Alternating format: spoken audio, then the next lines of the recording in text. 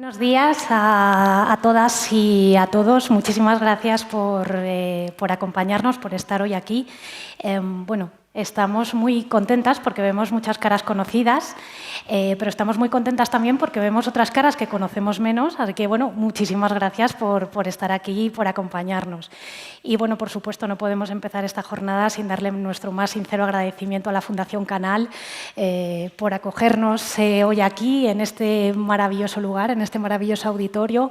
Es un lujo poder estar aquí y, por supuesto, también es un lujo teneros de compañeros de viaje. Muchas de las personas que estáis aquí nos conocéis porque formáis ya parte de la red de Acerca Cultura.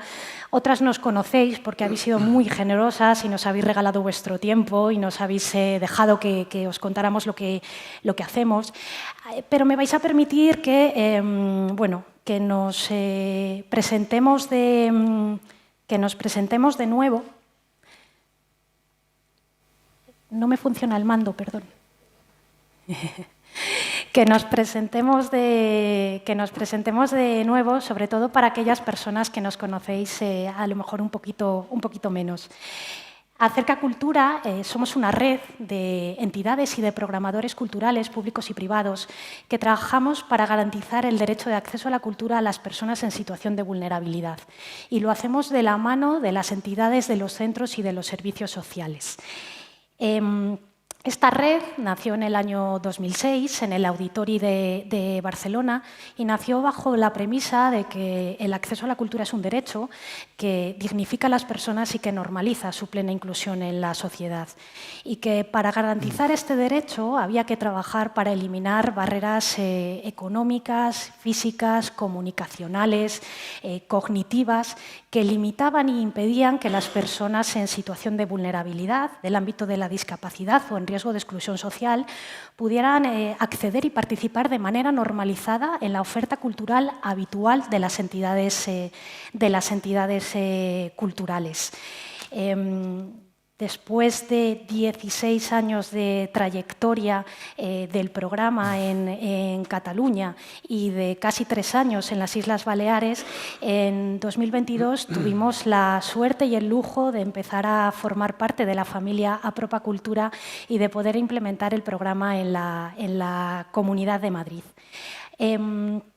A efectos prácticos, muchas de vosotras así nos conocéis, Acerca Cultura y Apropa Cultura tenemos una plataforma digital a través de la cual centralizamos y vertebramos la oferta cultural accesible de las entidades culturales que forman parte de la red para que los profesionales de las entidades sociales podáis acceder a una oferta cultural a un precio social.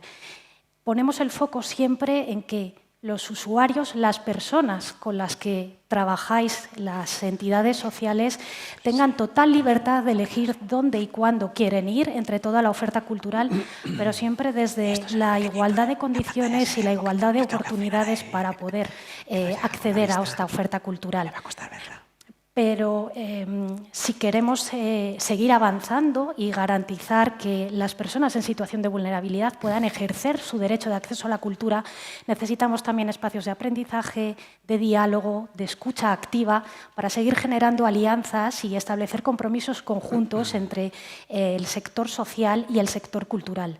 Por eso, a lo largo de todo el año, también realizamos otras jornadas y eventos, muchos de ellos para los miembros de nuestra red, pero también hay otras jornadas que las abrimos a cualquier persona que estéis interesadas en la accesibilidad y en la inclusión en cultura. Justamente hoy es uno de esos eventos abiertos y lo abrimos porque es nuestra primera jornada de buenas prácticas en inclusión y en accesibilidad que organizamos desde la red de Acerca Cultura Madrid. La idea es poder organizar una jornada como esta cada año. Y vaya por delante que a lo largo de la mañana de hoy vamos a escuchar a distintos profesionales que nos van a hablar de buenas prácticas vinculadas a lo mejor a una disciplina artística concreta o que nos van a hablar de un programa que han realizado con un colectivo en concreto. Justamente ese es el objetivo de la jornada, que cuando nos vayamos de aquí hoy, cuando salgamos por esa puerta, nos preguntemos ¿qué puedo hacer yo desde mi espacio? ¿Qué puedo hacer yo desde mi institución? Desde el trabajo que realizo con las personas en situación de vulnerabilidad para replicar y para implementar esta buena práctica. No sé si alguno de los que estáis aquí conocéis el viaje del héroe, el periplo del héroe. ¿Alguien lo conoce en la mesa? Voy a intentar explicarlo de una manera muy resumida. Joseph Campbell, un antropólogo, llegó a la conclusión de que las grandes narraciones protagonizadas por héroes siguen todas la misma estructura. Y a esta conclusión llegó después de analizar pues los mitos de distintas civilizaciones y de distintas regiones. El camino del héroe es una estructura muy utilizada en literatura y en cine, desde la Eneida, la Ilíada, Harry Potter, El Señor de los Anillos, Star Wars, y narra el camino que da un héroe desde que sale de su mundo ordinario para enfrentarse con un enemigo, con un adversario, y vuelve a su hogar profundamente transformado como persona. Si llevamos esta simbología al ámbito cultural, cada vez que asistimos a una actividad cultural, a una actividad artística, podemos decir que se nos produce una gran revelación, ¿no? Siempre hablamos de la cultura y siempre nos referimos a ella como que tiene ese gran poder transformador de las personas y de las sociedades. Cuando asistimos a una actividad cultural nos transformamos, tenemos una gran revelación, ¿no? Y nos llevamos de ahí un aprendizaje. Pues las personas en situación de vulnerabilidad son verdaderos héroes y heroínas cada vez que quieren participar de manera normalizada y acceder a la oferta cultural de las programaciones habituales.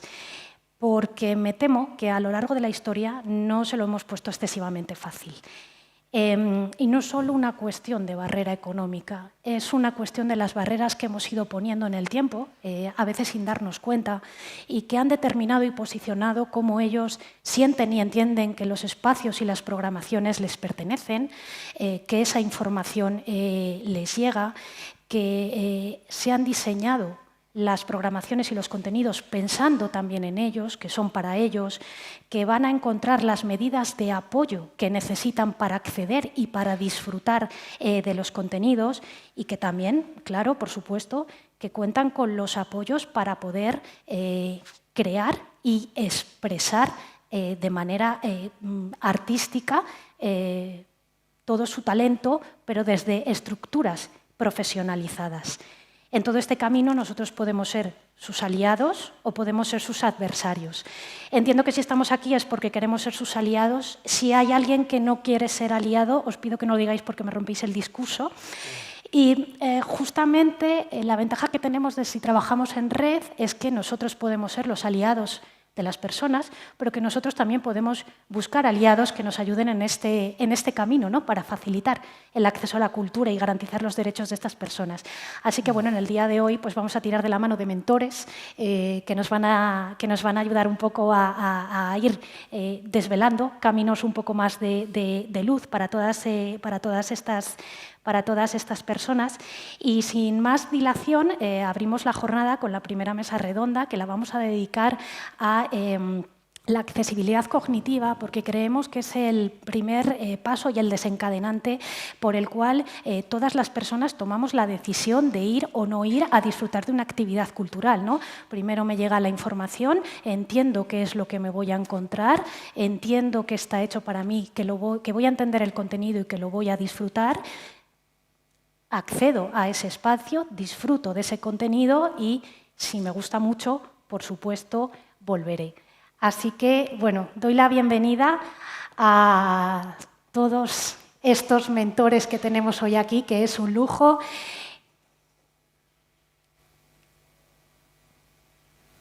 Se me ha ido la diapositiva. Voy presentando. Cristian Ruiz, subdirector de la Fundación Canal y director de Arte y Cultura. Gabriela Martín, directora de la Fundación Psicoballet Maite León. Pablo Gonzalo, director global de Conocimiento y Cultura de la Fundación Telefónica. Pablo, he metido una palabra ahí que no es. No, ¿En el perfecto. cargo? Fenomenal. Rogelio Igualada, responsable del área socioeducativa de la OCNE. Santiago de Ambrosio, responsable del programa Prado Inclusivo del área educativa del Museo Nacional del Prado. Y Sofía Sicilia, responsable comercial de CaixaForum. Bienvenidos y bienvenidas a todos. Vaya por delante, por supuesto, que desde todas vuestras instituciones lleváis muchísimos años trabajando en la inclusión, trabajando en la accesibilidad y, por supuesto, tenéis programas con un gran componente social. Sabéis que hoy os hemos cortado un poquito las alas y que os hemos pedido que nos centremos en algo muy concreto que cada uno de las personas que estáis aquí hacéis, porque creemos que es una muy buena práctica a la que hay que dar valor, que hay que compartir y de la que todos podemos sacar un aprendizaje. Así que, Cristian, comenzamos contigo como anfitrión, además de la jornada. Y bueno, a ti te habíamos pedido que nos hablases un poco de toda esa estrategia que habéis diseñado desde la Fundación Canal alrededor de todas vuestras exposiciones, que habéis, además, la habéis centrado mucho en esta parte digital. Sí, hola, buenos días a todos. Soy Cristian Ruiz Orfila, soy el subdirector de la Fundación Canal y director de Arte y Cultura. Perdón, porque cuando le he ido a presentar esta mañana ya he dicho mal el apellido, me ha dicho bien el orden de los apellidos y yo he vuelto otra vez a decir mal el orden de los apellidos. No pasa nada. Bien, una pequeña presentación de lo que es la Fundación Canal. La Fundación Canal se creó en el año 2003 como buque insignia de la responsabilidad social corporativa de Canal de Isabel II. Nuestra misión es acercar el conocimiento a las personas y lo hacemos a través de actividades de interés general, tanto en el área del medio ambiente como en el área de la cultura. Son las dos patas sobre las que bascula la actividad de la Fundación y las dos tienen la misma importancia. ¿Qué tipo de actividades de interés general hacemos? Pues básicamente hacemos exposiciones, que son las actividades más conocidas de la Fundación y en la que quizás mejor encajen los temas de los que vamos a hablar hoy. Hacemos conciertos, hacemos jornadas, hacemos concursos y hacemos un montón de actividades infantiles, juveniles y familiares vinculadas con el resto de actividades principales de la Fundación.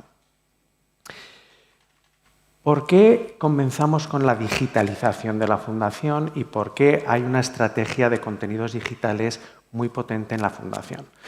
Si no os importa, me voy a acercar porque es que no veo bien de lejos. La Fundación tenía el 100% de sus actividades en formato analógico. De repente llega la pandemia, horror. Bien, pues hay una definición de crisis que a nosotros nos gusta mucho, que es oportunidad para mejorar. De repente, de la noche a la mañana, nos encontramos con que la Fundación tenía que parar.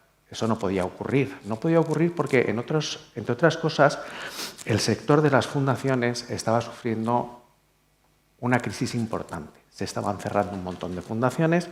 Nosotros decíamos, la Fundación Canal tiene que ser ejemplo de cómo salir adelante en una crisis. Bien, nos encontramos todos encerrados en nuestras casas, sin capacidad tecnológica por detrás, y hubo que reinventar la Fundación de la noche a la mañana. Nunca hemos trabajado tanto en el equipo de la Fundación, pero nunca nos hemos sentido tan gratificados por los resultados. Fuimos capaces de generar una actividad paralela en un tiempo récord, de forma que todas las actividades tuvieran su versión digital. Esto, además, nos ayudaba a conocer y profundizar mejor en las actividades y en hacerlas más accesibles. Y nos servía también para ampliar los participantes en nuestras actividades. Podíamos llegar a más gente de lo que tiene la capacidad presencial, como puede ser en el caso de este auditorio, pero también nos servía para atraer a nuevos públicos. El compromiso era claro. Teníamos que hacer 100%. Teníamos que el 100% de la actividad de la Fundación pudiera ser analógica. Tendríamos que hacerlo con los mínimos medios.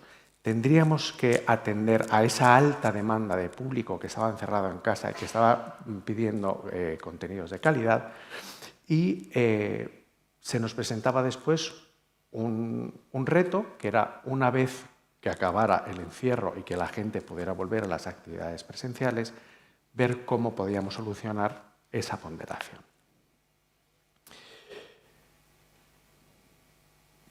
Básicamente nos pusimos a hacer tres cosas y ya paso al presente, que es en lo que nos ocupa ahora mismo, que es los tres grandes bloques de actividad cultural. Por un lado, los conciertos. El primer concierto en pandemia lo hicimos 100% digital, con un contenido completamente distinto. Las conferencias y los seminarios.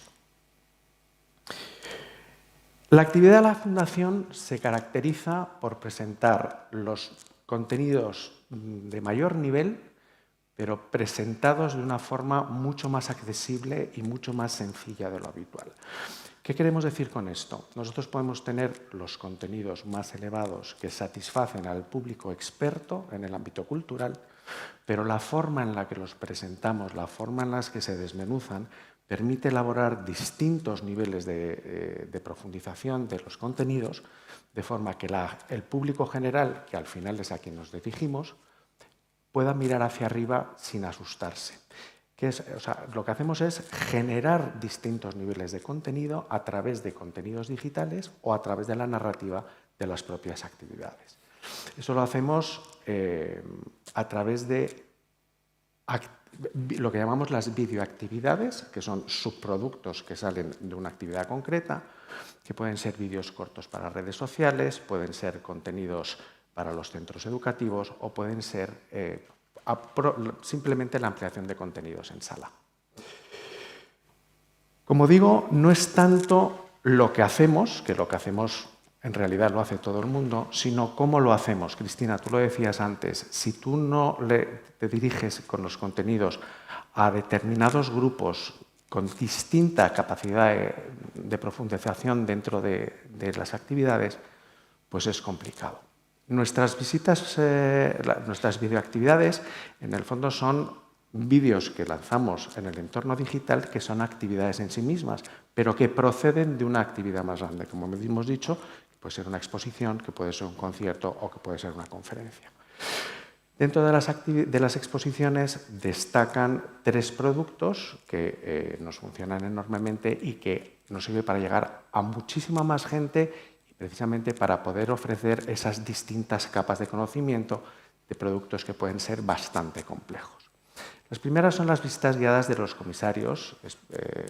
Se hacen unas visitas a las exposiciones en las que lo que les pedimos es que, sin abandonar el rigor, cuenten lo que estarías contando a un amigo tuyo que no es del sector o a tus hijos cuando están visitando la exposición y que entiendas sin ningún tipo de traba lo que te están contando. Vamos a ver tres ejemplos muy concretos, no de lo que hacemos, sino de cómo lo hacemos.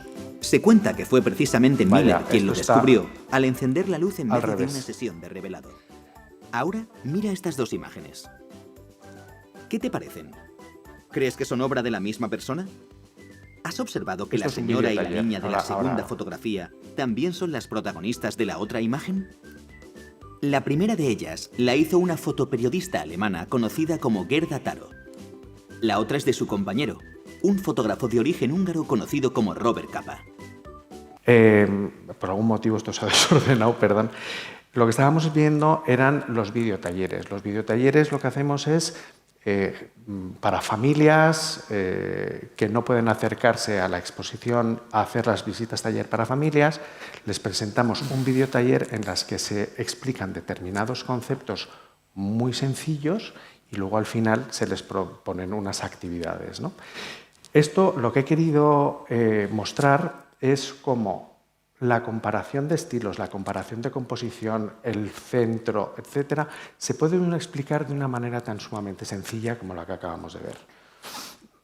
Las visitas guiadas por los comisarios ocurre lo mismo. David, por favor, si me lanzas la visita guiada. Un factor muy importante. L'Artigue hasta una cierta época podía disfrutar de la vida, captar los momentos felices, pero en algún momento ha tenido que trabajar.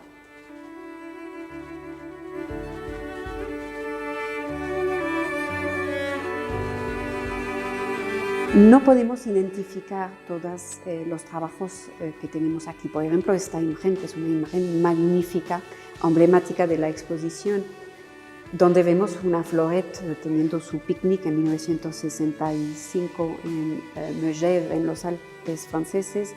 No sabemos muy bien si se trata de una publicidad, y podría ser para la marca de coches Citroën, o simplemente un reportaje sobre las vacaciones ideales de los franceses. Lo que sí sabemos es que esta fotografía no es una simple casualidad. Vuelvo a lo mismo, volvemos a conceptos de comisariado complejos expuestos de una forma muy, muy sencilla. Y el tercer gran producto digital que sale de las exposiciones son las visitas en 3D, que lo que permite al visitante es profundizar y observar con detenimiento una vez que ha visto la exposición o antes de verla, o incluso quien no pueda acercarse a la exposición accede a todos los contenidos de la exposición, a las imágenes en alta resolución y a toda la información escrita que pueda aparecer en las cartelas o en los códigos QR de información. David, perdona. Pones, por favor, la visita 3D.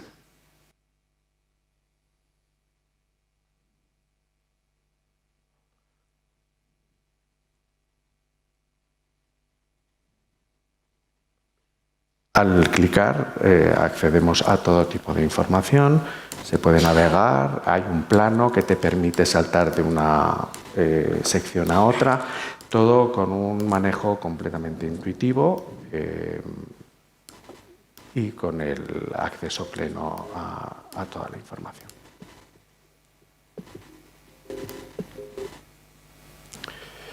Además de estas actividades, hacemos vídeos cortos para redes sociales. Esos vídeos cortos para redes sociales son vídeos de aproximadamente 40 segundos en los que hacemos distintos grupos de contenidos en función del público al que va dirigido. Hacemos unos muy cortos, muy familiares, muy sencillos para el público familiar, hacemos otros vídeos más dirigidos a estudiantes y hacemos otros públicos más dirigidos al público académico. Luego, por otro lado, también tenemos, muy importante, para centros educativos. En los centros educativos lo que hacemos es se pueden descargar de nuestra página web los enlaces curriculares de los contenidos y sobre todo lo que intentan son claves de interpretación para que en las aulas puedan o organizar una visita o, sin organizar la visita, comentar los principales puntos más relevantes de cada una de las exposiciones desde el propio colegio.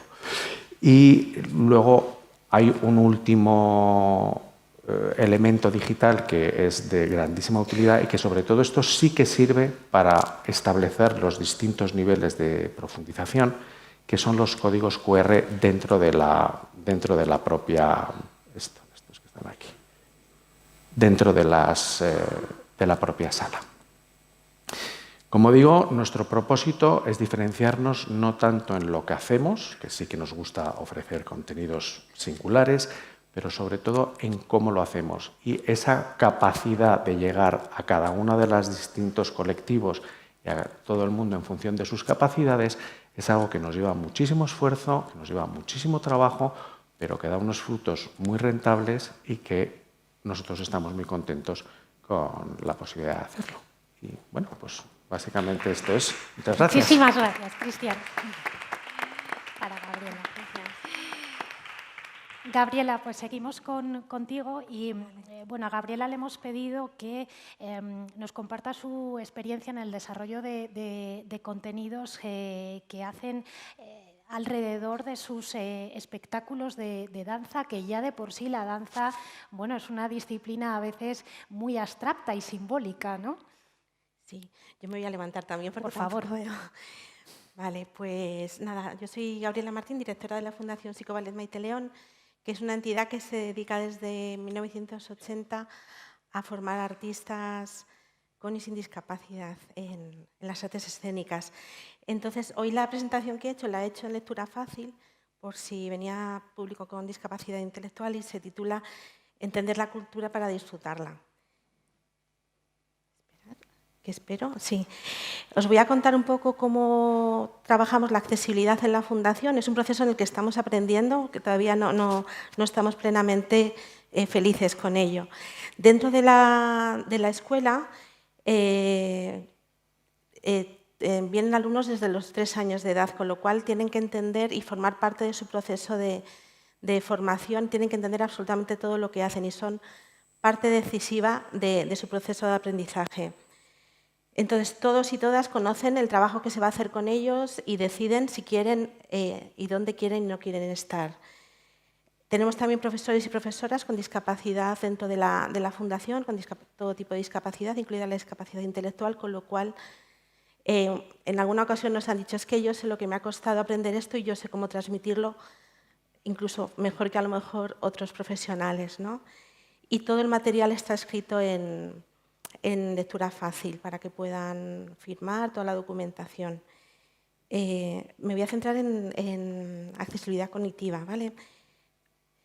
Dentro de la página web tenemos un apartado de lectura fácil y todavía tenemos que mejorarla bastante porque, por ejemplo, claro, a medida que vas adquiriendo conocimiento en accesibilidad ves que tienes que mejorar cosas. Entonces, pues nos estamos planteando, por ejemplo, el que pueda haber una audiodescripción de material en lectura fácil y está validado por personas de la propia Fundación. Fuera de la Fundación, dentro de la Fundación tenemos como 3 pilares grandes. Uno que es la escuela, otro que son las compañías y otro que es trabajo fuera de la Fundación, que somos representantes artísticos de artistas con discapacidad que quieren trabajar fuera. Entonces, llevamos todo el proceso de acompañamiento y mentoring de artistas que trabajan fuera y también todo el material que nos dan, los contratos y tal, los pasamos a lectura fácil para que puedan entender lo que firman. Dentro de las compañías, lo que es en la parte interna de la Fundación, os voy a contar un poco cómo hacemos los procesos creativos. La mayor parte de las integrantes de nuestras compañías tienen discapacidad o diversidad intelectual. Entonces, tenemos ahora mismo 2 formatos de compañía. La grande, que es la compañía Psicoballet, que está principalmente dirigida a público familiar e infantil, y luego la compañía profesional, que es la compañía Fritz, que va dirigida a la profesionalización de artistas con discapacidad. Y luego tenemos también un grupo de música que también va dirigido a la profesionalización. Entonces, cuando creamos un espectáculo, lo creamos todos y todas juntas. Es verdad que hay un coreógrafo, una coreógrafa, pero el espectáculo se crea en colaboración. Y una premisa fundamental es que los propios bailarines y bailarinas tienen que entender lo que bailan, porque a veces ponemos espectáculos como obsolescencia programada, ¿no?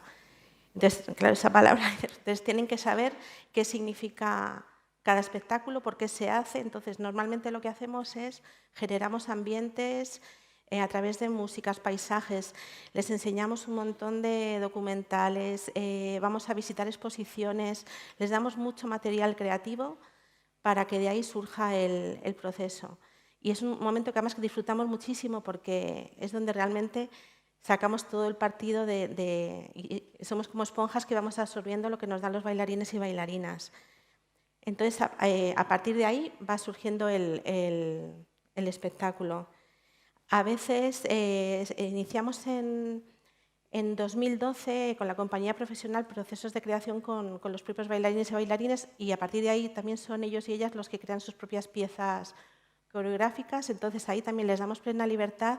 Y si necesitan apoyo profesional, lo tienen. Si van demandando lo que necesitan y lo vamos ofreciendo.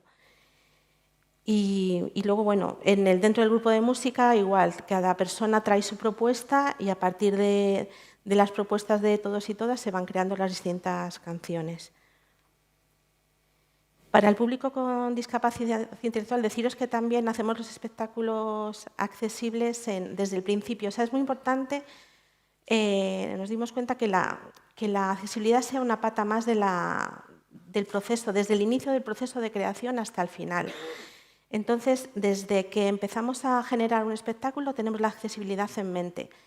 Nos ha costado, sobre todo porque tienes que tener el chip de que esa pata es importante, ¿no? Para poder llegar a todos los públicos, sobre todo público como el que tenemos en la compañía.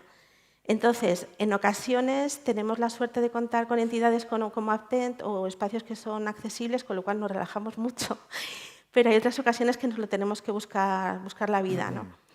Entonces, dentro de las piezas coreográficas siempre intentamos, si hay algo de lenguaje que nos es fundamental para la pieza, hay lengua de signos que está incorporada, por ejemplo, a la coreografía, o tenemos subtitulado y audioguías también. Deciros que, por ejemplo, en el caso de las audioguías nos gustaría conseguir tener la lectura fácil porque no hemos dado ese paso todavía y hemos metido mucho la pata. O sea, por ejemplo, pues en el último espectáculo, que fue el primero en el que llevamos las audioguías, nos pusimos poéticos y poéticas, entonces les pedimos a las coreógrafas, que eran coreógrafas invitadas, que diesen su visión sobre la pieza, tal.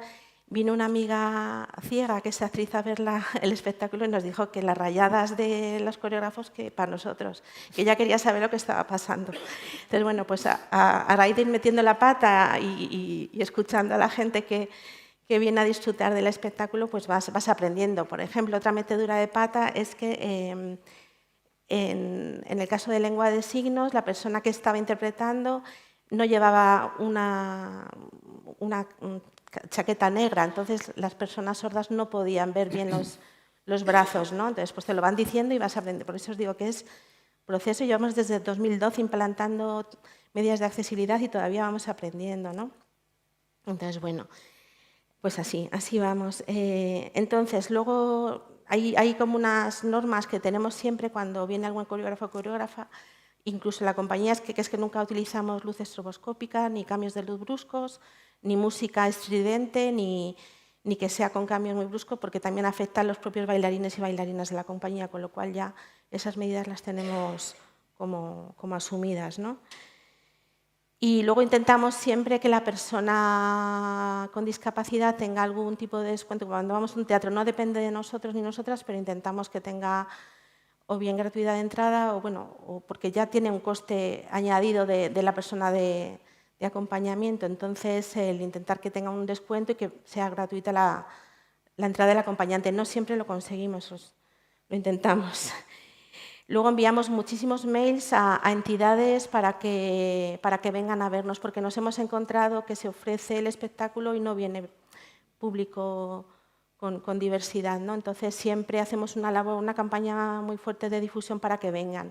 Y también intentamos arraigar en el territorio, pues o bien ofreciendo talleres o bien dando conferencias antes de la actuación para que puedan venir. Tenemos la posibilidad de paseo escénico y también el que puedan charlar un poco con la compañía, que vean el vestuario, que me refiero a personas con discapacidad intelectual. Y luego sí que tenemos el programa de mano en lectura fácil y pictogramas a través de QR que siempre están a la entrada del espectáculo. Y luego pueden tener un coloquio al final, al terminar la actuación. Deciros también que, claro, nosotros siempre aportamos la accesibilidad hasta el punto que podemos en cada función. Y es verdad que es mucho más fácil para grupos, cuando vienen en grupo, pero intentamos que las personas con diversidad puedan ir con quien quieran, ¿no? Entonces, ese es el objetivo que tenemos ahora mismo, que si yo quiero ir con mis amigos y amigas que no tienen discapacidad, que pueda ir a ver el espectáculo y que sea accesible para mí. Me voy a centrar en un espectáculo que se llama Surrealismo, que lo presentamos en Teatralia, yo creo que hace un año, y deciros que bueno, toda la labor de accesibilidad la hizo tanto el festival como Plena Inclusión Madrid, no la hicimos nosotros, y bueno, era todo, tuvieron en cuenta todo tipo de accesibilidad, incluida la accesibilidad cognitiva. Entonces, ahora tendría que pasar, no sé si está el PDF. Para que veáis cómo hicieron el trabajo. Entonces, en el PDF, vale.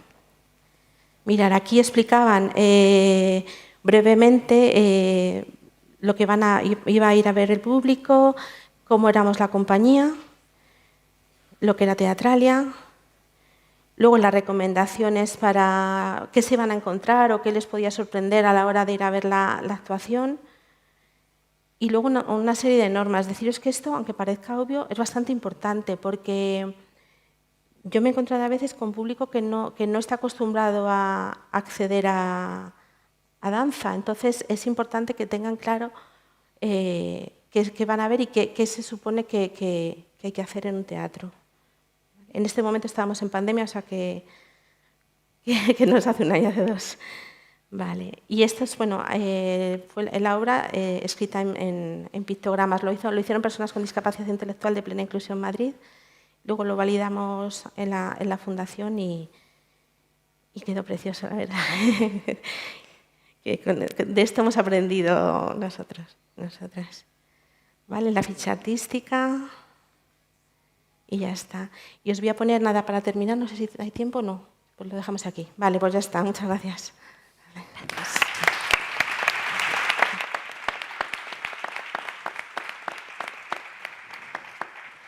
Pablo, a ti un poco en la línea de Cristian, como Fundación Telefónica, ¿no? Que trabajáis muy bien todos los materiales alrededor también de las exposiciones.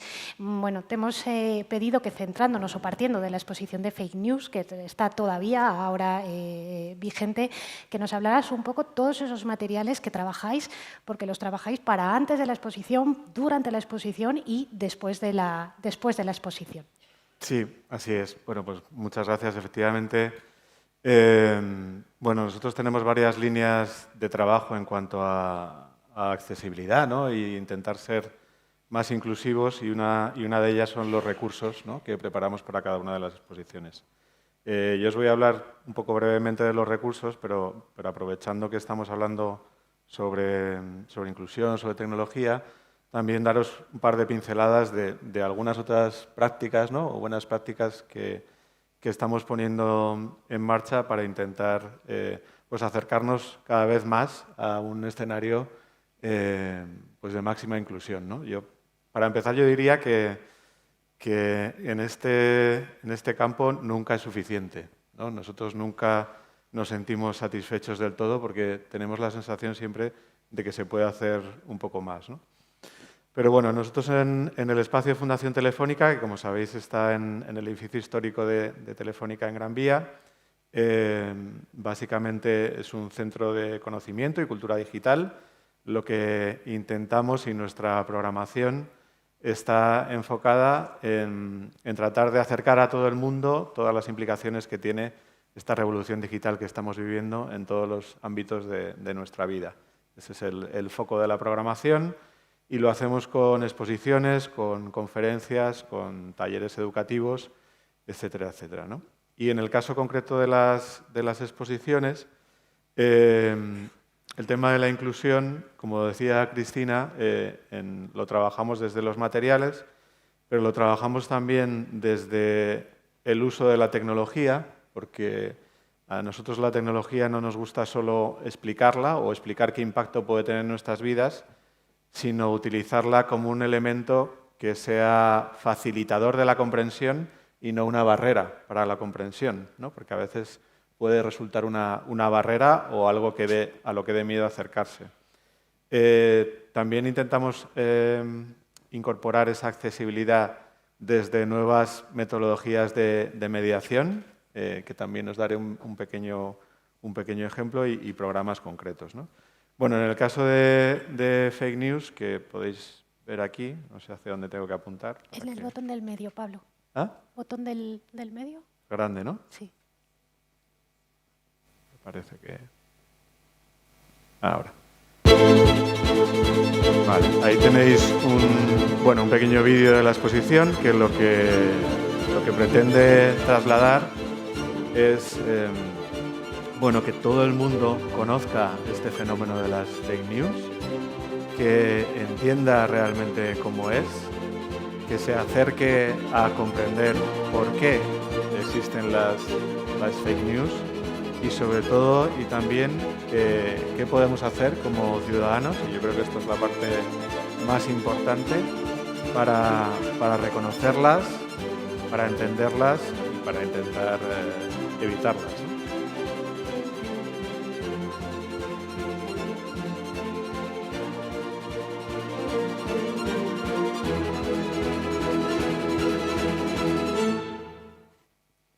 Bueno, y sobre este fenómeno tan complejo, ¿no?, como es el de las fake news, pues lo que, como decías, una de las maneras que tenemos en intentar acercar estos contenidos que por definición son complejos y tienen muchos ángulos distintos es a través de los recursos educativos que ponemos a disposición, ¿no? Muchos de ellos digitales, también como decía Cristian en el caso de Fundación Canal, que todos están a disposición de todos los visitantes, tanto desde la página web para trabajarlos antes de la visita, como en la propia exposición a través de códigos QR, audioguías, etcétera, etcétera, ¿no?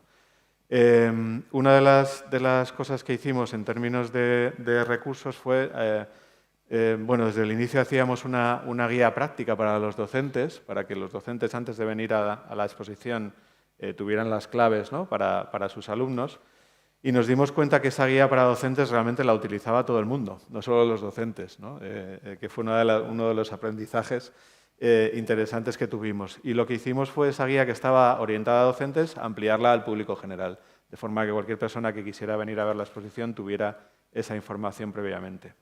También trabajamos con Plena Inclusión Madrid precisamente para desde hace unos años también hacer esa guía en formato de lectura fácil, que está funcionando realmente muy bien y está teniendo muchísima acogida. Y antes de entrar, de hecho, en los corrillos, antes de empezar, ¿no?, yo comentaba que yo a veces cuando tengo que repasar una exposición me voy a leer la guía de lectura fácil, porque es que está tan bien hecha y tan bien explicada que realmente es un recurso que es muy interesante, ¿no?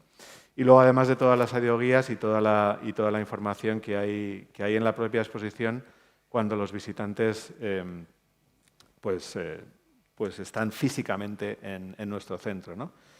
Y luego, cuando el visitante se ha marchado, pues bueno, aquí tenéis la guía práctica de la exposición, la guía en formato de lectura fácil, gracias a Plena Inclusión Madrid, a los que aprovecho para agradecer y felicitar por su trabajo. También las audioguías en dos idiomas y un montón de recursos para saber más, de todo tipo. En el caso de fake news, como es lógico, nos lo pedía la exposición, pues elaboramos un manual para combatir la desinformación, en este caso con parte del conocimiento que nosotros mismos teníamos y en colaboración con Maldita.es, que como sabéis es una de las entidades que trabajan en combatir la desinformación. Un glosario para entender mejor el fenómeno, en fin, cronología, porque en fin, una de las cosas curiosas, ¿no?, de las fake news y lo que nos enseñaba el comisario, que por cierto fue Mario Tascón, tristemente fallecido recientemente y bueno, que aprovecho para homenajear y mandar un saludo muy cariñoso a toda su familia. Una de las cosas que aprendimos con la exposición es que allí donde hay algo que nos importa, allí hay fake news, porque las fake news están hechas para influir y la gente quiere influir en lo que nos importa, ¿no? En las fake news a lo largo de toda la historia, desde los romanos, ¿no? Y luego, además de todas las actividades educativas, visitas comentadas, charlas científicas, talleres familiares, etcétera, etcétera. Y, por supuesto, también talleres específicamente dirigidos para colectivos vulnerables con metodologías específicas, ¿no? Bueno, quería pasar rápidamente por la parte de recursos, que, como decías, es una de las preguntas que nos hacías y es una de las líneas que tenemos, pero no la única. Voy a ser muy breve para comentar las otras tres y dejar tiempo al resto de la mesa.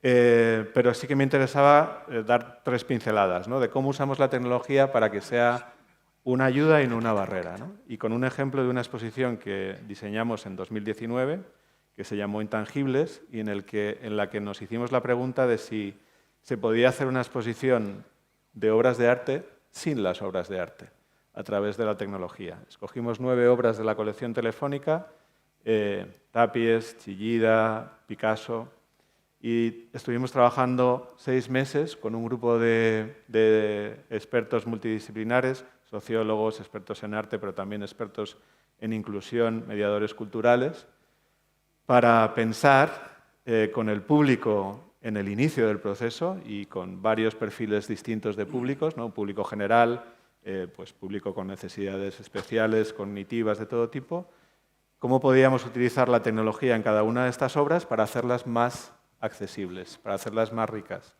Lo que nos dijo el público es que ellos lo que querían era entender mejor la obra entrando dentro de la obra y entender mejor la obra entrando dentro de la mente del artista.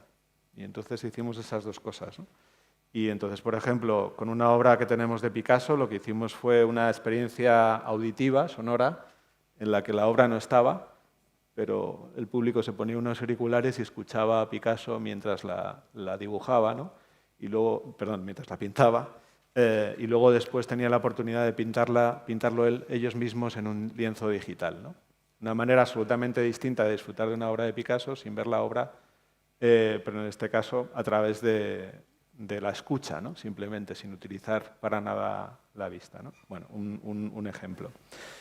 Tenemos también una experiencia muy interesante que a mí me encanta de nuevas metodologías de mediación en la sala, y es que en algunas exposiciones hemos experimentado con la idea de incluir el espacio de mediación dentro de la propia sala. Normalmente los espacios de talleres o los espacios de mediación están separados de la sala, van fuera, y tú reservas tu ticket para un taller y vas al taller y luego si quieres vas a la exposición, ¿no?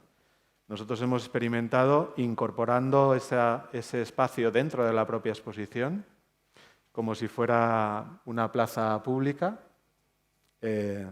donde hay un equipo de mediación nuestro que está en un horario bastante amplio a lo largo de toda la jornada de apertura del espacio, con un montón de recursos físicos y digitales, y esperando a que los visitantes, si les apetece, se sienten allí a comentar lo que han visto, a preguntar o simplemente a charlar, ¿no?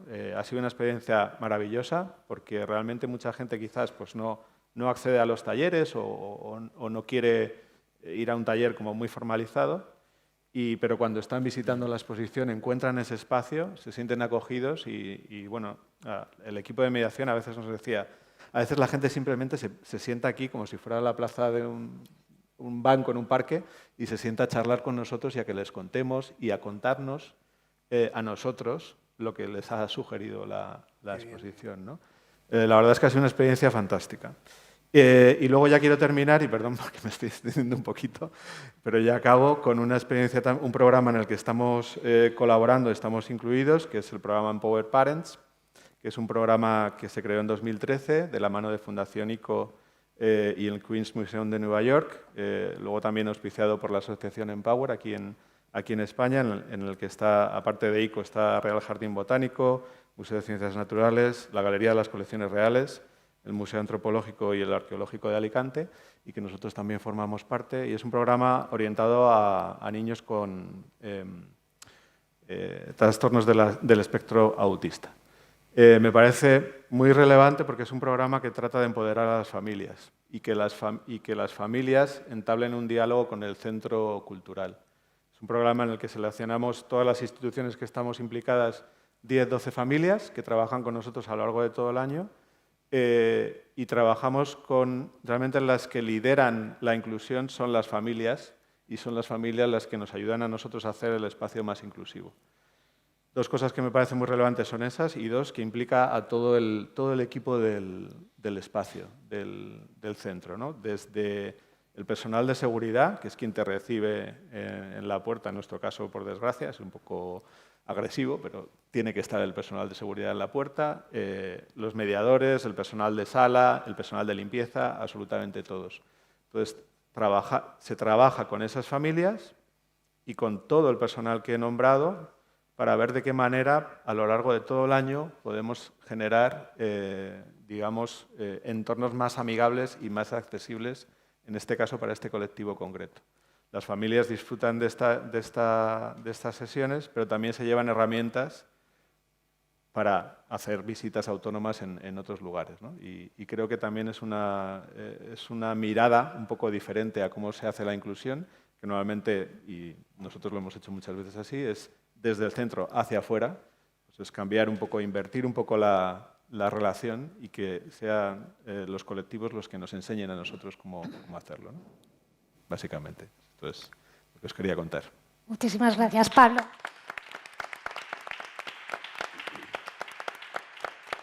Y por alusión, entre esas caras amigas que decíamos antes que veíamos, están caras amigas del Museo ICO, caras amigas de Patrimonio Nacional, del Museo de Ciencias Naturales, de Plena Inclusión.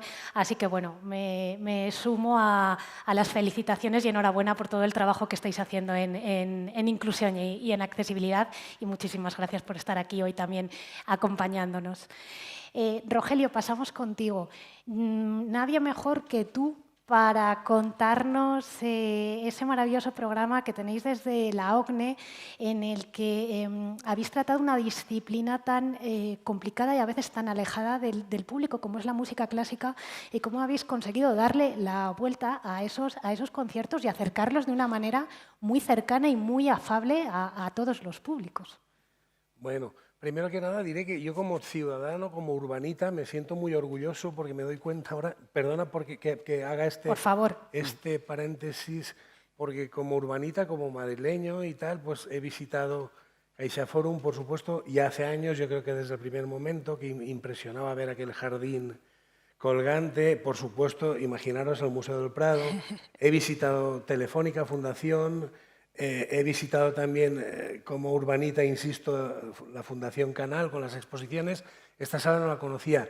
Conozco vuestro trabajo también porque hemos coincidido en jornadas de inclusión y tengo pendiente ver algo en directo. Y ahora, bueno, pues ya respondiendo a tu pregunta, bueno, nosotros tenemos que decir que el año que viene ya cumplimos 20 años, cumpliremos 20 años de esta era, podríamos decir, ya contemporánea, de ese compromiso de la institución Orquesta y Coro Nacionales de España con el tema socioeducativo. Empezó todo con Josep Pons, él tenía una idea muy clara de qué es lo que quería hacer, qué modelo quería implantar, y la orquesta, sinceramente, en aquella época aún venía de una época, valga la redundancia, pues que eso parecía muy alejado. Él tenía muy claro lo que quería hacer y lo hemos ido desarrollando, y yo no voy a hablaros ahora de todas las líneas de actuación, porque no se trata de eso, y voy a centrarme en lo que tú desde el primer momento nos proponías, que parece ser que como buena práctica el formato, el ciclo de conciertos Descubre, conozcamos los nombres, pues parece ser que estamos cumpliendo esa función de buena práctica. Entonces os cuento un poquito, tengo que leer porque, bueno, pondremos primero una pequeña parte del vídeo. Bueno, los conciertos Descubre, conozcamos los nombres, es un ciclo de conciertos, un formato nuevo, es una experiencia de concierto diferente con la que tenemos la oportunidad de descubrir las peculiaridades de los compositores, de los autores, dentro de su contexto social, histórico y cultural, y analizar detalles de sus recursos o de su lenguaje compositivo, que nos permiten a la vez descubrir el significado de una manera más profunda de sus obras.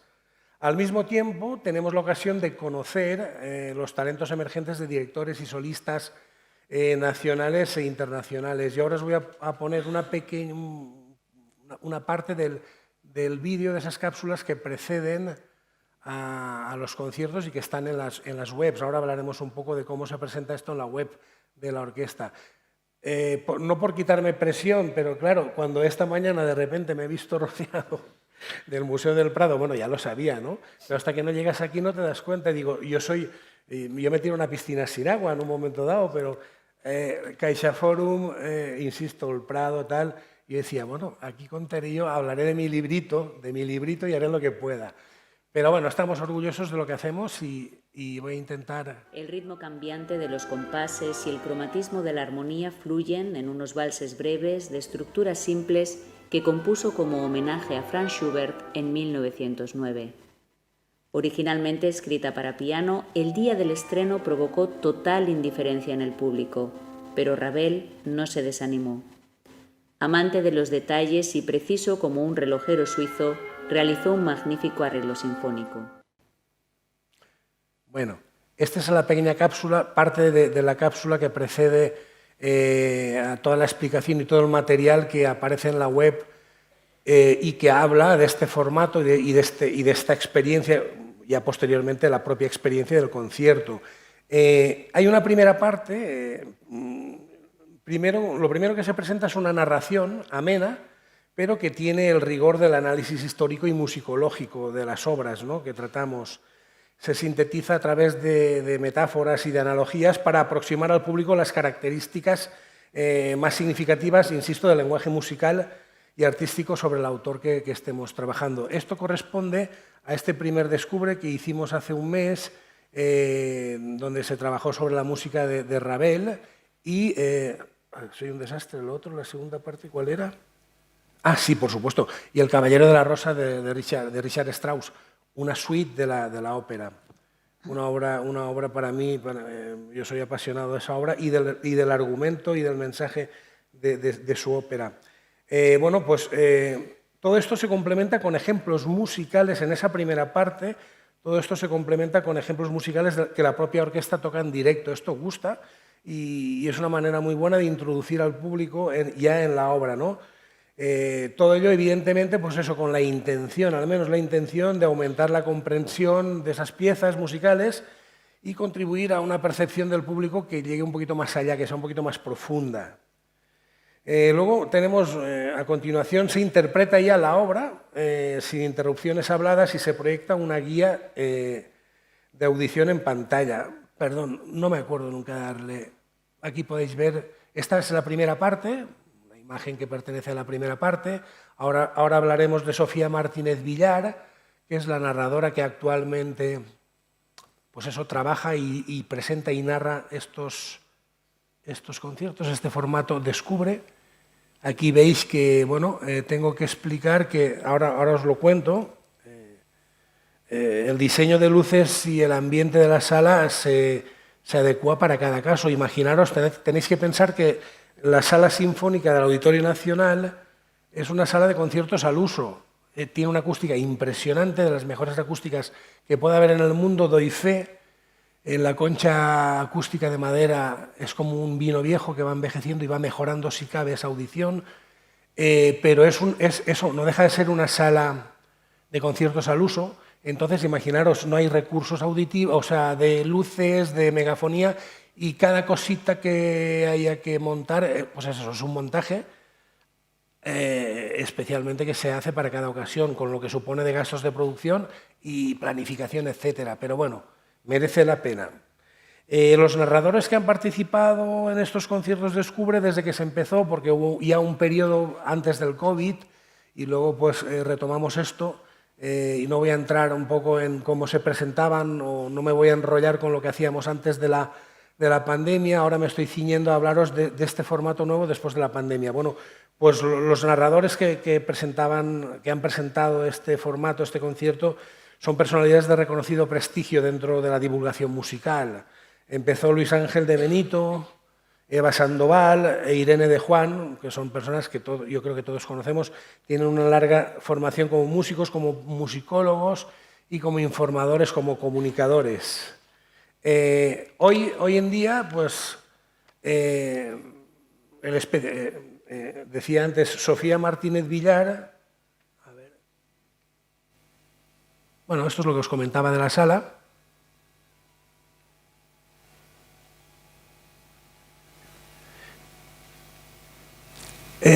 Me dejaba una parte importante, perdón. En la web, además de esa pequeña cápsula, ese pequeño vídeo, eso es lo que os iba a comentar ahora. Sofía Martínez Villar, que es la narradora actual, se encarga también de diseñar unos recursos didácticos y formativos que están siendo muy aceptados por el público. También van dirigidos, evidentemente, a docentes, pero que, como decías antes, Pablo, todo el mundo aprovecha y parece ser que están teniendo una acogida importante que se traduce también un poco en abonados y en gente que va acudiendo con mayor número a este tipo de conciertos. Os daré un dato simplemente. Bueno, hay una parte del auditorio que no disponemos de él para el montaje, entonces la sala pasa a tener 2.336 butacas a 1.876. Bueno, pues además de que ha crecido el número de abonados en el ciclo Descubre, aparte de los abonados habituales de la programación principal, estamos teniendo una ocupación de sala, de esa parte de sala que se habilita, del 75%, más o menos bastante regular desde que hemos vuelto a hacer esto después de la pandemia. Lo que os decía, la guía es un plus, pero tal vez, claro, esa reacción del público cuesta un poquito más.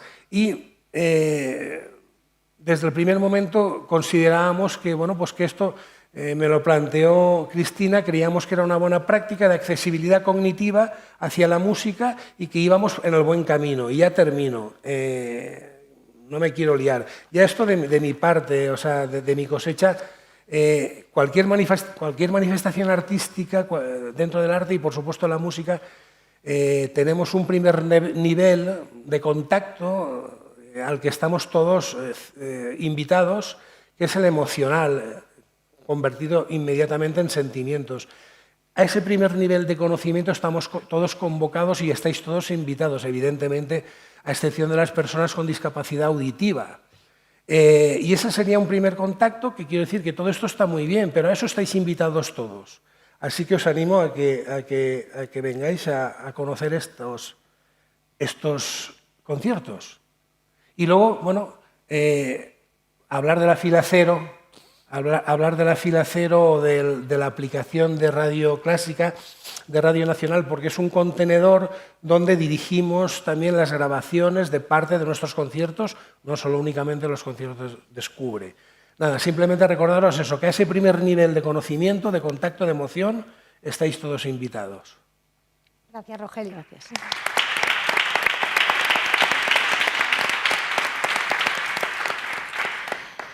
Pues, Santiago, con la presión que te han metido todos, creo que con todas las personas que estamos aquí, evidentemente, seamos de Madrid o no seamos de Madrid, hemos ido a visitaros y es verdad que os lo hemos puesto difícil, ¿no? Porque lleváis muchísimos años con muchos programas y trabajando no solo la accesibilidad, sino la inclusión de distintas personas en vuestro espacio como Museo Nacional, y te lo hemos puesto muy complicado porque te hemos ceñido un poco el discurso, y lo que te hemos pedido es que nos hables en concreto de ese programa que tenéis que se llama Invencibles en el Prado, porque la verdad es que sorprende cómo desde un museo clásico como el vuestro habéis armado una exposición a través del arte, pero olvidándoos del arte y de la parte técnica. Muchísimas gracias, Cristina. Gracias a toda Cerca Cultura por la invitación y a los compañeros por las exposiciones tan interesantes que estáis comentando, y que es verdad que a veces estamos cada uno muy metidos en lo nuestro y no nos da tiempo tampoco de conocer un poquito más a fondo otros proyectos que son súper interesantes. Nada, sin más, escuchándote al principio con el tema del periplo del héroe, creo que he entendido un poco también por qué centrarnos, ¿no?, en este proyecto de Invencibles en el Prado, ¿no?, que vamos a contar un poquito a modo de ejemplo de lo que son, pues, esas diversas actividades, acciones, recursos accesibles muy diversos que desde el Museo del Prado, pues, intentamos ofrecer. Lógicamente, el Museo del Prado es un museo enorme, de una envergadura gigantesca en muchos sentidos. Y el trabajo que hacemos, pues, también busca sobre todo un poco eso, ¿no?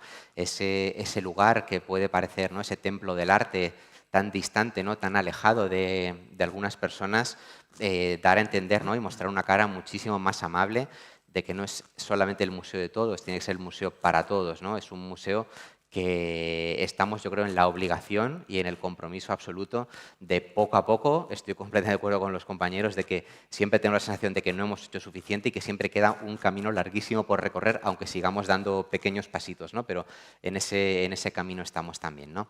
Entonces, bueno, la actividad de Invencibles en el Prado se enmarca dentro de un programa más amplio que se llama Prado Inclusivo, que lleva ya 18 años funcionando, desde bastante tiempo antes incluso de que yo llegara al museo, que llevo 7 años en él. Entonces, es un proyecto, pues, que ha ido creciendo de forma muy paulatina, pero creo que también por eso muy sólida, en el que hemos ido incorporando muchas novedades pero se ha mantenido, yo creo, también una base que es el contacto y el diálogo con las entidades sociales y con el tejido social para poder construir esos proyectos, ¿no? Entonces, bueno, es un proyecto en el que, es un programa en el que todas las actividades que se ofrecen, lo que buscamos es, dado que somos un espacio con mucha demanda, permitir como un primer acercamiento a todos los colectivos, una primera experiencia que sea lo más gratificante posible, lo más agradable posible y que permita de alguna manera, poco a poco, que todos los colectivos se vayan incorporando a hacer uso de otros muchos recursos que dispone el museo para públicos más amplios y que creo que lo pueden ir haciendo de un modo más autónomo y más inclusivo, pero que también es necesario ese primer momento, ¿no? en el que el museo proactivamente busca que esos colectivos entren dentro, ¿no? Que no estén fuera como han estado durante mucho tiempo, sino que estén dentro, ¿no? Entonces, ofrecemos actividades de 2 sesiones de duración, a veces son las 2 en el museo, a veces son una en el centro, se desplaza una educadora a las distintas entidades y otra en el museo. Trabajamos con grupos reducidos de unas 15 personas aproximadamente, justamente para trabajar en esa línea de una atención que sea bastante personalizada, bastante flexible, muy empática, muy cercana a las diferentes personas que acuden a las actividades. El equipo de educadoras con el que trabajamos es un equipo amplio, están todas ellas especializadas, tienen formación en temas sociales y de diversidad.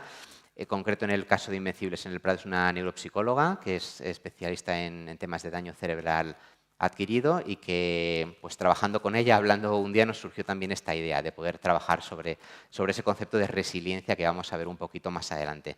Todas las actividades tienen una metodología que es completamente dialogada, participativa, tanto en la parte, digamos, de acercamiento a las obras de la colección como en lo que puede ser una parte más dinámica, más creativa, más de propuestas de acción o de creación, ¿no? Y buscamos siempre que esas propuestas sean accesibles para todo el mundo y que no generen en ningún caso pues, frustración o dificultad. Es decir, que prevemos desde el principio la variabilidad inmensa, ¿no? De personas que pueden venir. Dentro de Prado Inclusivo nos dirigimos tanto a públicos que podríamos clasificar dentro de la parte de diversidad, ¿no? Diversidad funcional, intelectual, psíquica, TEA, discapacidad física, deterioro cognitivo, como también público un poco de tipo más de personas en vulnerabilidad social, migrantes, salud mental, hospitales, colectivos de personas mayores en distintas entidades de apoyo y de cuidados.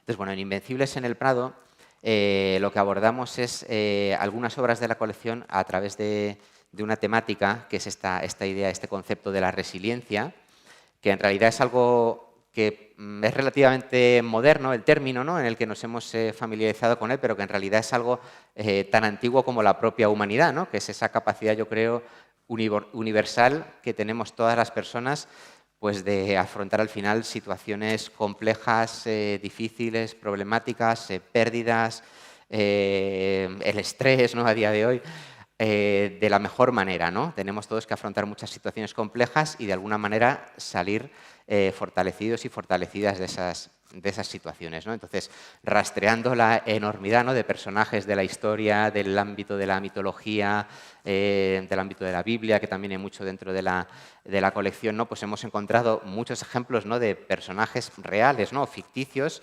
que podemos interpretar un poco en esta línea y generando ese diálogo buscamos también empoderar a esos héroes que pertenecen a los grupos que vienen a los programas, ¿no? Y que de alguna manera se pueden ver reflejados en esos personajes, también en ese espacio de normalización y de seguridad que es el entorno del museo y de la actividad que estamos realizando, poder expresar y poder compartir, ¿no? Esas situaciones vitales que han podido ser complejas y qué recursos, ¿no? han movilizado, ¿no? Para poder salir fortalecidos y fortalecidas de esas, ¿no? Es un término pues, que está ya recogido en la RAE, ¿no? Que viene del ámbito de la ciencia, ¿no? de los materiales, pero que hace referencia, ¿no? A esa capacidad de adaptación de un ser vivo frente a un agente perturbador o un estado o situación adversos. De esta manera, bueno, pues lo que buscamos es que estas personas que participan en los distintos grupos pues puedan mejorar su autoestima, su autoconcepto, su calidad de vida y de alguna manera descubrir esas cualidades personales que todos y todas tenemos, aunque a veces nos cuesta, Y puedo comentar algún elemento muy simpático. La verdad es que de las actividades comentaremos que hay alguna dinámica en la que, lógicamente, fomentamos que ellos hablen, que nos cuenten nuestras experiencias, y a veces es verdad que es difícil uno mismo, una misma, hablar de nuestras propias cualidades personales. Y al final lo que funciona muchas veces es permitir que sean los y las compañeros los que digan las cualidades del vecino. Y ahí la cosa empieza a crecer y a vibrar, ¿no? Y se empieza a mencionar, ¿no? Pues la capacidad del sentido del humor, el apoyo, los conocimientos que esas personas proporcionan, ¿no? Entonces, a través de los que nos acompañan, a veces nos damos cuenta de lo que realmente sí tenemos dentro, pero que no somos capaces de mencionar o no valoramos. Y de esa manera, la verdad que funcionan fenomenal las dinámicas. Como digo, además, los grupos que han venido por esta actividad pues, han sido amplísimos. Ahí pongo una... Yo mismo me sorprendí preparando un poco esta presentación al darme cuenta, ¿no? de la variabilidad y de la diversidad de los grupos que han participado en esta actividad. La metodología de trabajo es un poco la que comentamos, ¿no? Ante las obras, un primer momento de observación de las escenas, ¿no? Y esa conversación en torno a esos protagonistas de las obras para poder identificar esos elementos, ¿no? Vinculados con esas ideas de resiliencia y conectarlos con esos contextos personales. Comenzamos trabajando con algunas frases de personajes, ¿no? O de figuras muy reconocidas que inciden, ¿no? En esa idea que también algunos de vosotros habéis mencionado en vuestras intervenciones, ¿no? Que efectivamente es así, ¿no? Como hacemos un poco de la necesidad virtud, ¿no? Como las crisis son algo positivo, ¿no? Que también nos permite salir fortalecidos, ¿no? Entonces, a través de estas frases se busca también ir generando ese diálogo, esa reflexión con el grupo y esa aplicación a los contextos personales. Estas son algunas de las obras, no sé si va a dar tiempo, las tengo luego un poquito en detalle de esos personajes, ¿no? Del Museo del Prado que hemos seleccionado como ejemplos de resiliencia, de distintos aspectos de la resiliencia, y como veis pues nos centramos en distintos aspectos, ¿no? Tanto emocionales, ¿no? La idea de ser positivos, el sentido del humor, el control emocional y el disponer de una red social, lo que comentaba antes, ¿no? A nivel de pensamiento, pues ser conscientes de nuestras propias capacidades y de nuestras propias limitaciones, pero sin perder jamás esa confianza en uno mismo, ¿no? Y el aquí ahora, ¿no? Lo que ahora llaman el mindfulness, ¿no? Esa presencia consciente de centrarnos en lo que tenemos en cada momento, intentar no anticipar, ¿no?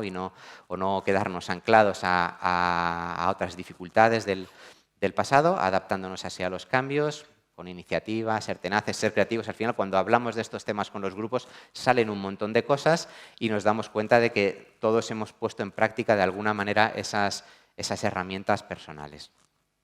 Nos pedís también que era interesante comentar algunos datos de participación. Pues son 5 años de andadura, ¿no? Las que llevamos ya con este proyecto. Son 10 grupos anuales, no son muchos porque es verdad que hay otras de las actividades del programa de Prado Inclusivo que reciben bastante más volumen de participantes. Esta ha sido como un trabajo un poquito como más constante, ¿no? Y más lento, pero sí que poco a poco hemos ido sumando pues, hasta 700 personas, ¿no? Hemos contabilizado que ya han formado parte y al igual que todos los demás compañeros, pues en la pandemia nos adaptamos a los tiempos que corrían y adaptamos la actividad para poderla realizar en formato online, en formato videoconferencia durante aquellos largos meses, ¿no? Como impacto en otras actividades, ¿no? Pues hemos aprendido pues, que es fundamental conceptualizar las actividades partiendo de esos enfoques de interés de los propios grupos a los que nos dirigimos, ¿no? Que a veces pues, hablar de ¿no? la historia del arte, del barroco, de estas grandes cuestiones, ¿no? Que son muy interesantes, lógicamente, para cierto público experto, pues en este caso nos alejan, ¿no? De los públicos a los que queremos llegar y contar con esa participación siempre de los profesionales de las entidades, tanto en la preparación de la actividad como en lo que es la adaptación luego a cada perfil en concreto, ¿no? De esa manera pues alcanzamos a un público cada vez más alto y en los participantes pues yo creo que ese sentimiento de importancia, ese interés por los autocuidados, la autoestima, la emoción, valoran enormemente lo que es venir al museo como una oportunidad única y lo que es relacionarse, ¿no? En un entorno con otro tipo de personas. Creo que vamos muy mal de tiempo, ¿verdad? Con lo cual quizá pues si luego tenéis curiosidad, ¿no? De algunos de los de por qué, ¿no? A lo mejor hemos seleccionado a algunos de estos personajes, de estas obras, ¿no? que tenemos en el museo, pues que representan pues, esa capacidad, ¿no? De reponerse a la enfermedad, a los retos, a situaciones completamente adversas, pues podemos quizá comentar, ¿no? Si no, pues podemos pasar la presentación, etc. En fin, un poco en resumen, esta frase, ¿no?, que nos habla de que este mundo no va a cambiar a menos a que estemos dispuestos a cambiarnos a nosotros mismos, que yo siempre hablo de esa barrera actitudinal, que al final me parece la más importante. Todas las demás existen y, lógicamente, hay que intervenir en ellas, pero si entramos en un espacio donde las diferentes personas nos dan la bienvenida y donde se nota que los responsables de los distintos ámbitos de trabajo, los distintos responsables, en el museo somos un equipo de casi 500 personas en plantilla, más todos los colaboradores externos, todo el mundo tiene que, digamos, poner su granito de arena en su actitud, en su trabajo día a día, para que esa cadena de la accesibilidad no se rompa y para que esa barrera actitudinal la derribemos entre todas y entre todos. Sin más nada, muchísimas gracias, Invencibles. Muchas gracias.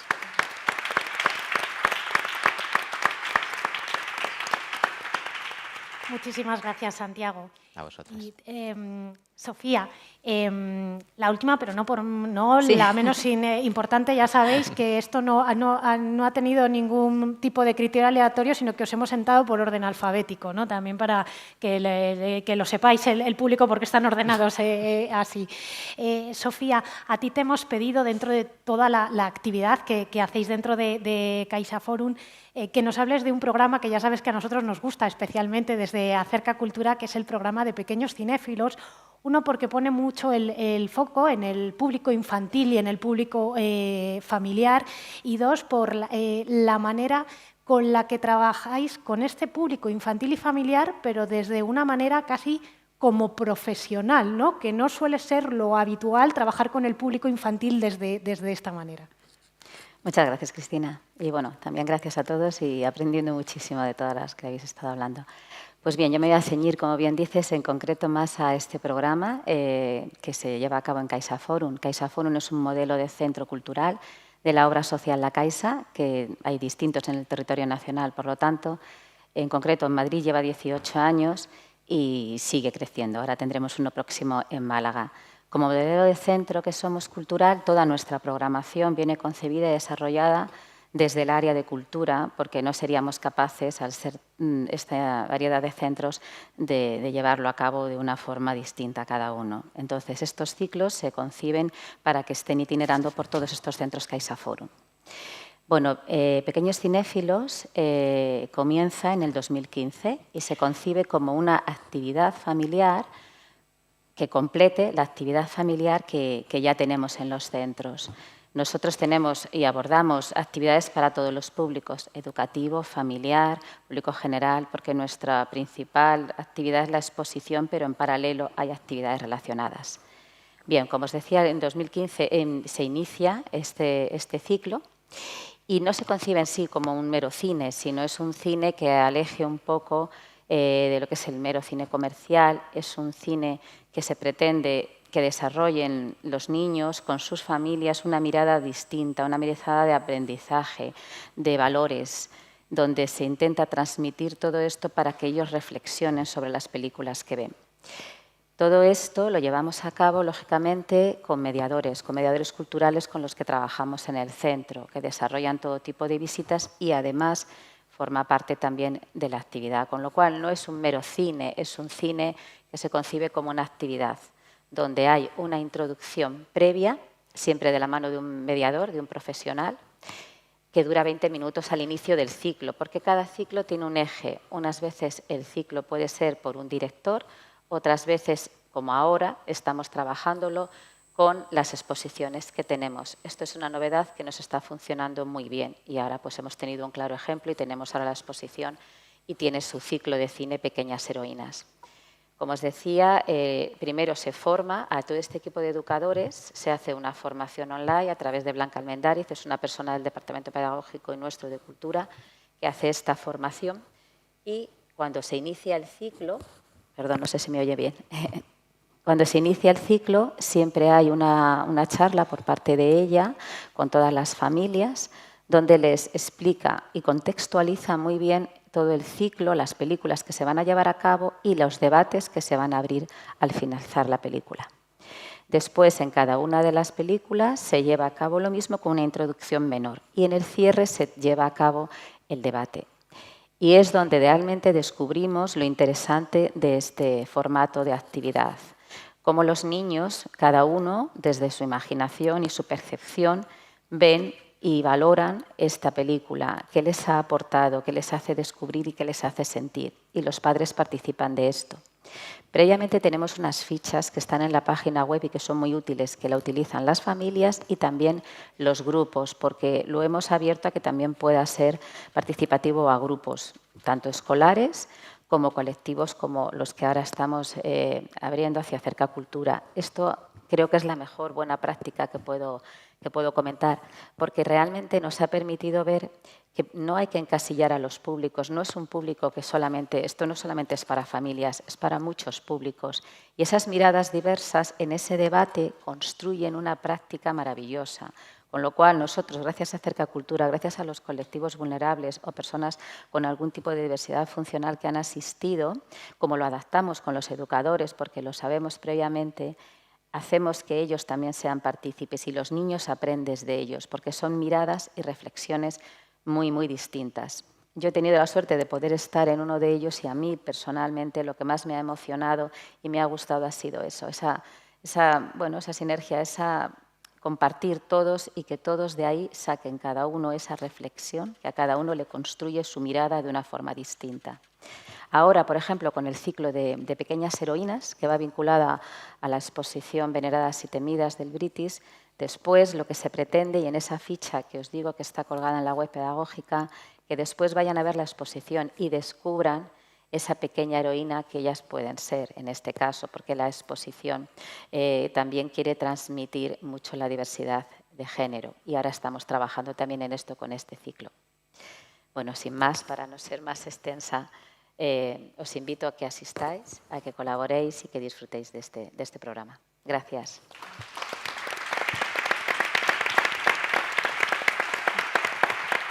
Muchísimas gracias, Sofía. Muchísimas gracias de nuevo a todos estos mentores que hemos tenido hoy aquí. Enhorabuena por todo el trabajo que hacéis, por todos estos programas que lleváis a cabo, por compartirlo con todas nosotras, y me voy a permitir abrir la mano a que si alguien del público luego tiene alguna duda, alguna consulta en el café, que se pueda acercar a vosotros y a vosotras y a preguntaros directamente, si os parece, porque estamos en familia.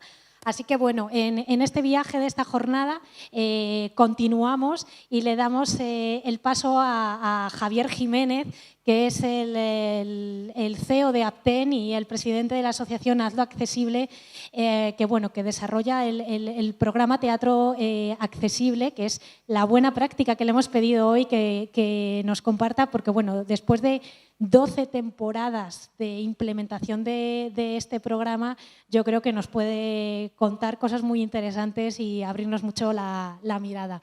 Así que sin más, despedimos esta mesa y le damos paso a Javier.